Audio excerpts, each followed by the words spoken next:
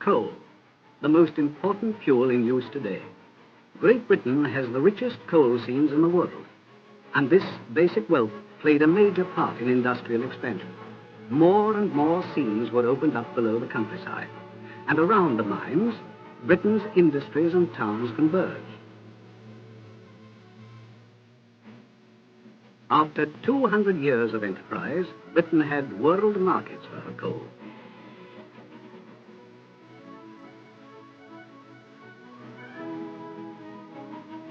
At home in the industrial areas, there were 3,000 coal mines spread across the countryside. These mines employed 1.25 million men. In Britain, there were coal mines, giant industries, and busy towns. But all had been created with little thought for the country as a whole, for its social amenities.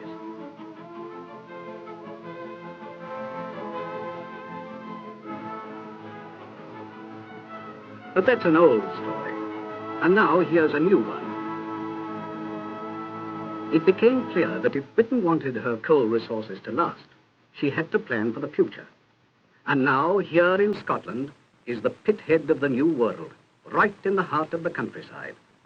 The coal seams under the surface of the ground were proved by boring, and when their extent was known, mining engineers were sent to America and the continent to study all that was new in mining practice.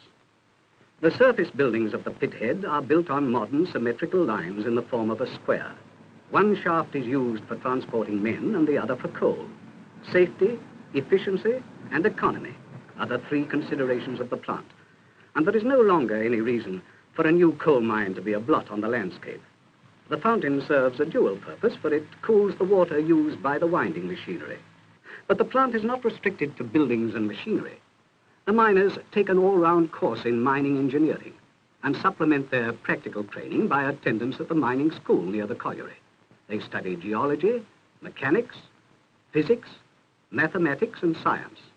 These students are being examined for a certificate in mining engineering.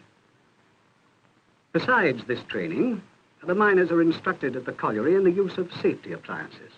This class of firemen is having a lecture on safety matters. The instructor is demonstrating the diffusion of gases. The men are drawn from the surrounding villages, and the old practice of building homes near the pithead is abolished. Buses take the miners to their work. As soon as a new shift comes on, the miners go to the canteen and collect the food they will take with them underground. This usually consists of jam or cheese sandwiches, carried in a dust-proof tin box. These young miners do the lighter jobs near the pit bottom and elsewhere. The miners also take flasks of hot tea with them.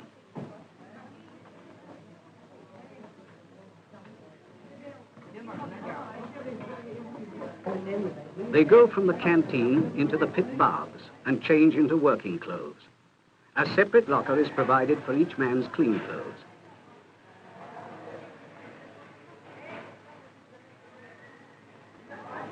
His working clothes are kept in another locker at the other end of the baths, which has a current of hot air running through it. The miner wears special protective clothing for his job, steel-capped boots, and a safety hat for head protection, and to which he fixes his lamp. The miners are supplied with numbered checks, which they take with them to the pit bottom and return when they finish work. Great emphasis is laid on each miner's personal safety. A cap lamp, worked from a light portable battery, is worn by each miner. This lamp leaves both hands free to work and gives a constant light.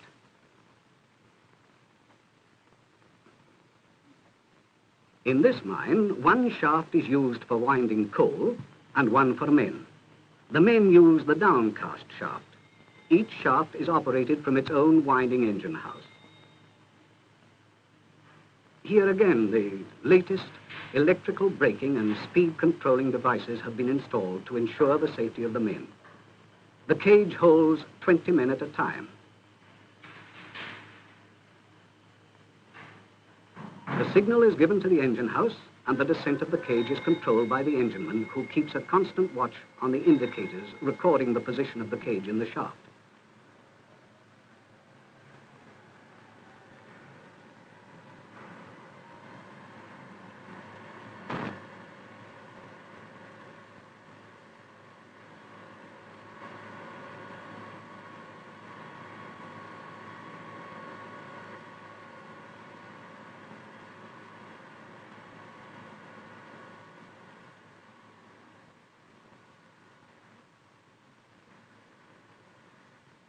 In 2 minutes, you are 1,200 feet below the fertile Scottish countryside. As the day shift arrives, they meet the men who have just finished work on the night shift, waiting to return to the pit head. The days of haphazard roof supports and blinding darkness are gone. Here are tube-like tunnels supported by steel girders, lined with concrete slabs and lit by electricity. Every effort is made to maintain the same degree of tidiness underground that we saw on the surface. At the shaft bottom, the foreman allocates each man to his working place. All the roads leading from the shaft bottom are ventilated by a clean current of fresh air from the downcast shaft. This air is circulated throughout the mine and is controlled from the fan house on the surface. The fan drives the air down this tube into the mine. The used air escapes up the upcast shaft. Meanwhile, the miners who came on shift are nearing the work face. As the extent of the coal seams was known in advance, the main roads were formed and the coal is now being worked from them.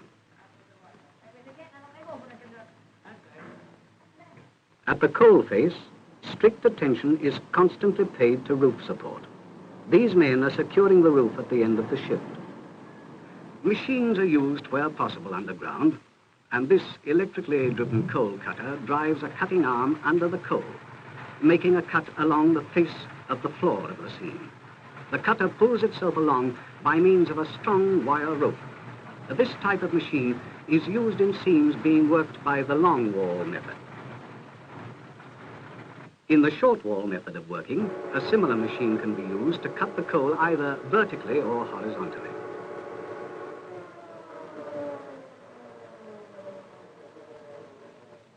The arm of the cutter goes into the coal in the same way,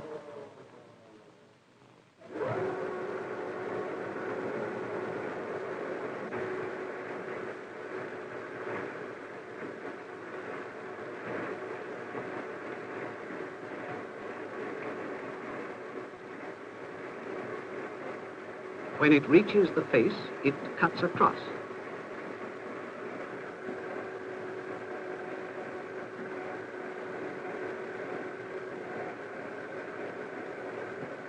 While this operation is going on, the driller starts drilling holes, which will later be filled with explosives.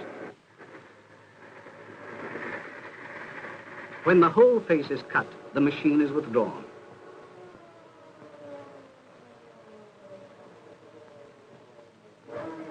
The small coal in the cut is then removed with a long-handled shovel. Sufficient holes are drilled in the cut coal, and when the last one is completed, preparation is made for shot firing.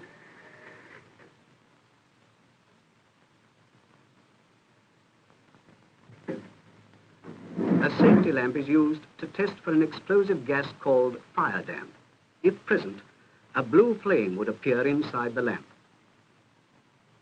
The miner extinguishes his cat lamp while he is making this test. The holes are then charged with explosive and sealed with clay. Stone dust is scattered along the face to prevent a possible coal dust explosion.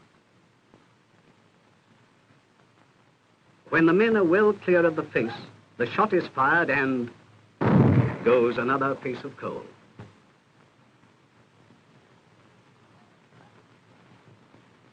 This giant shovel, called a duckbill loader, digs under the broken down coal.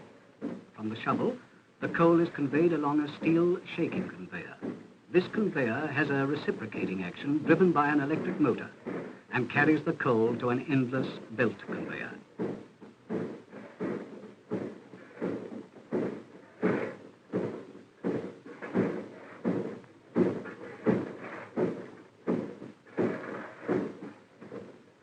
The shovel is on a swivel to enable it to pick up all the broken coal on this short wall face. On a long wall face, coal is loaded by hand to the conveyor. The steel conveyors pass the coal to a belt. The belt conveyors pass the coal onto a main belt conveyor.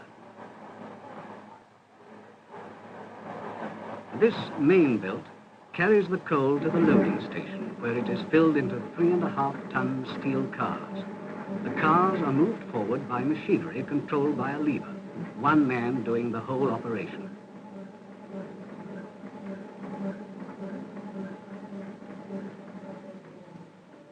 When 12 cars are filled, a diesel locomotive of 50 horsepower takes them to the tipping plant in the pit bottom.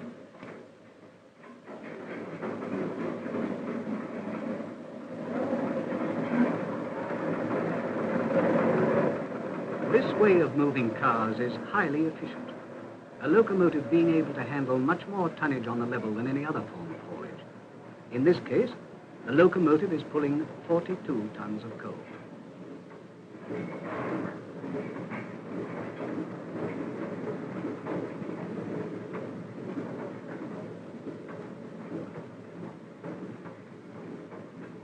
The cars are run into the tippler and are weighed automatically before being emptied.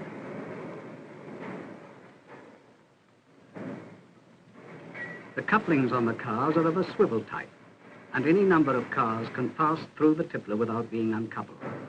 The tippler capacity is 140 cars an hour, and the operation, car moving and emptying, is controlled by one operator.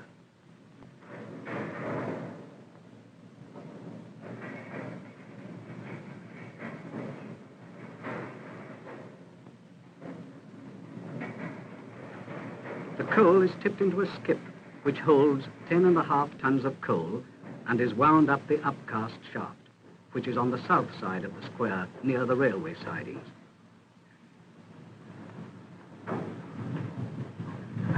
The skip discharges automatically on reaching the surface. The coal flows from the skip into an apron feeder and thence by a large belt conveyor to a screening device which grades it into 3 sizes. The small pieces of coal fall below, and the larger ones pass over to a picking belt, where the sorters pick out any stone. The picking belt is 85 feet long, and when all these men have done their task, only the best coal remains.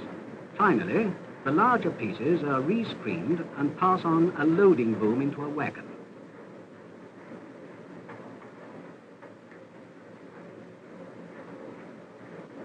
The loading boom can be raised or lowered into the wagon to prevent breakage of the coal.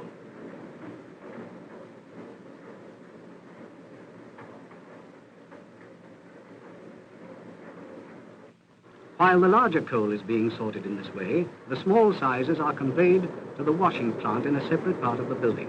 The coal floats on the surface of the water and passes out of the tank. The stone sinks to the bottom and is discarded. The coal receives a final polish by water sprays before being sized and loaded separately into wagons. The discard from the tank is dumped by an aerial ropeway over a stretch of marshy land some distance from the colliery.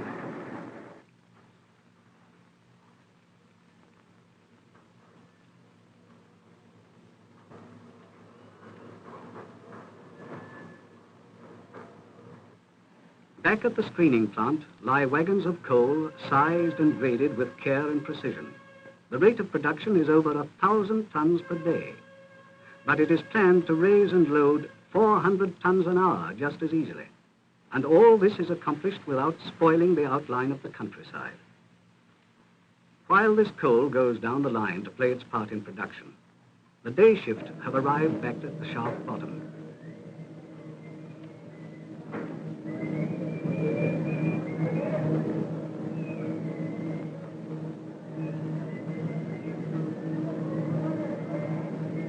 The cage delivers them safely to the pit head. These men have finished their 7.5-hour shift, but before going home, they have a shower at the pit baths. Inside the baths, electrically driven brushes take the coal dust off their boots.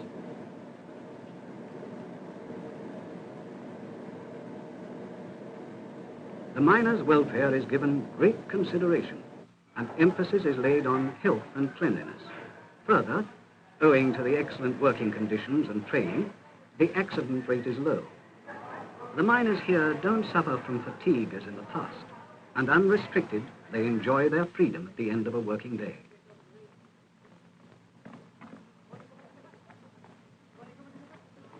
And now that we have proof that there is no longer any necessity to associate the mining industry with ugly mining towns and chimneys belching black smoke, we can plan future ventures on the lines of this modern coal mine. This successful experiment opens up great possibilities for the future mining and miners of Great Britain. Modern coal mines, built and run on the lines you have seen here, will stand the test of time and guarantee a steady supply of coal for home use and for export to many countries overseas.